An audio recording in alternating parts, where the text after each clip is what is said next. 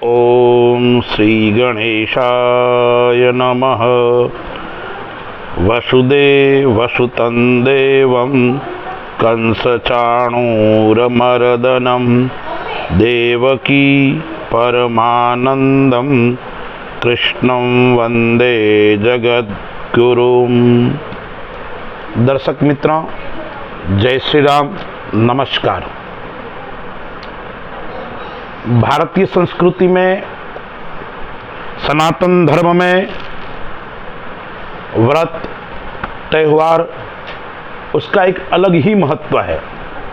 हमारी संस्कृति है, भारत की जो आध्यात्म संस्कृति है, वो संस्कृति प्रधान यह देश है।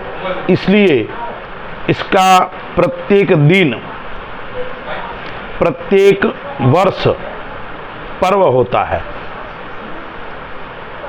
आइए हम वैशाख मास शुक्ल पक्ष और उसमें भी तृतीया तिथि, जिसको हम अक्षय तृतीया बोलते हैं, आखा तीज बोलते हैं और परशुराम जयंती भी बोलते हैं, उसके बारे में थोड़ी चर्चा करते हैं।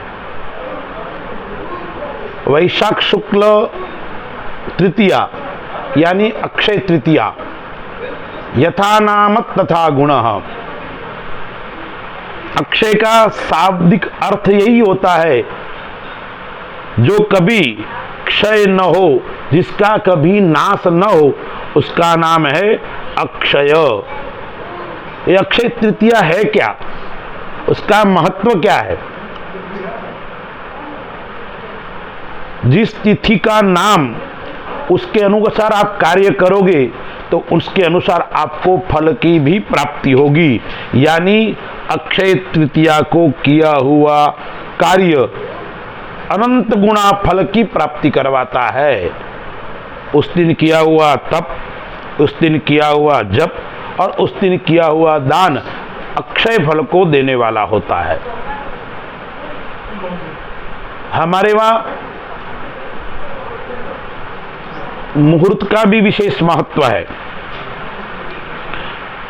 भारतीय काल गणना के अंदर कुछ दिन ऐसे बताया है जो स्वयं सिद्ध मुहूर्त है। उसके अंदर चैत्र शुक्ल प्रतिपदा, जिसको गुड़ी पड़वा भी बोलते हैं, दूसरा वैशाख शुक्ल तृतीया यानी अक्षय तृतीया आखा तीज, तीसरा दशहरा और चौथा दीपावली के दूसरा दिन यानी प्रतिपदा। यह जो मुहूर्त है वो अक्षय है, यह स्वयं सिद्ध मुहूर्त है। उस दिन जो भी कार्य करते हैं उसमें मुहूर्त पूछने की आवश्यकता भी नहीं रहती है, ऐसा शास्त्रों में बताया गया है।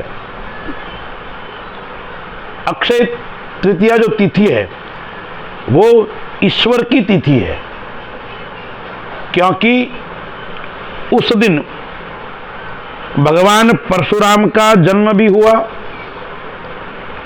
और जो हमारे चार युग है, सतयुग, त्रेता, द्वापर एवं कलयुग, ऐसे इन चारों युग का प्रारंभ आखा तीज से हुआ, यानी अक्षय तृतीया से हुआ। आपने देखा होगा बद्रीनाथ, भगवान बद्रीनारायण के दर्शन भी चार धामों में जो एक श्रेष्ठ धाम है, उस बद्री धाम के भगवान बद्रीनारायण के दर्शन भी अक्षय तृतीया से आरंभ होता है।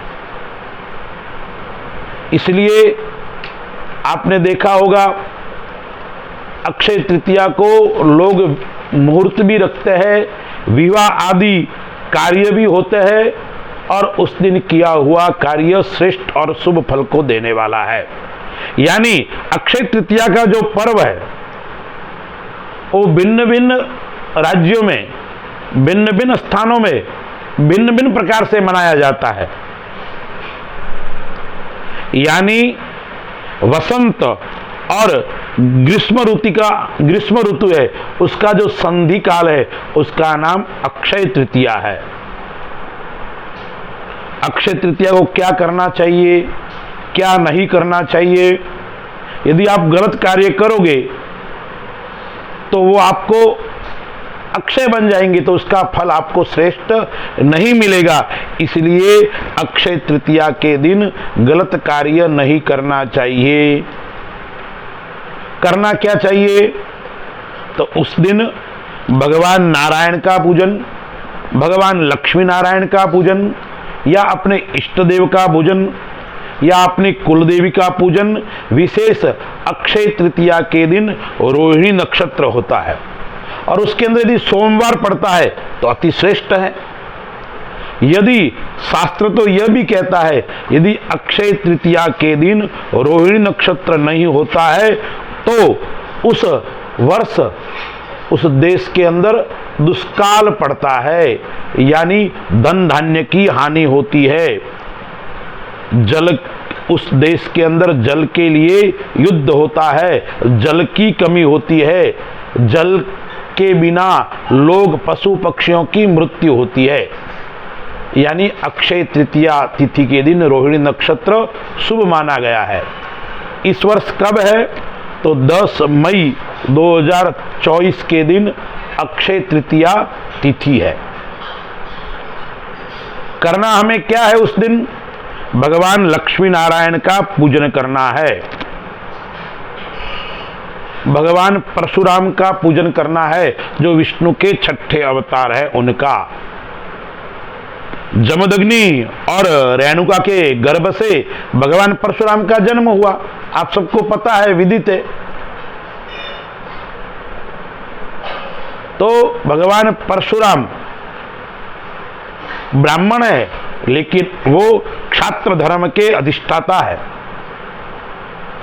अक्षय तृतीया के दिन गन्ने का दान भी आप कर सकते हो। अक्षय तृतीया के दिन दही, चावल भगवान विष्णु को आप अर्पण कर सकते हो। दूध से बनी हुई वस्तु भी भगवान विष्णु का आप अर्पण कर सकते हो। खरबूजा, तरबूजा, लड्डू आदि का भोग भी आप अक्षय तृतीया को लगा सकते हो। यानी अक्षय तृतीया को किया हुआ कार्य अनंत गुणा फल की प्राप्ति करवाता है। अक्षय तृतीया के दिन भगवान परशुराम की जयंती है और परशुराम जयंती का आपको विदित है, मालूम है कि भगवान परशुराम का जन्म अक्षय तृतीया के दिन हुआ था। वैशाख महीना, तृतीया तिथि और रोहिणी नक्षत्र, उस समय 6 ग्रहों से युक्त उच्च के 6 ग्रह थे और मिथुन राशि पर राहु भी साथ में उच्च का था। इसलिए भगवान परशुराम का पूजन, भगवान विष्णु का पूजन और भगवान लक्ष्मी नारायण का पूजन करने से विशेष फल की प्राप्ति होती है। इसलिए हम सब चैत्र वैशाख शुक्ल तृतीया तिथि इस वर्ष 10 मई 2024 को है।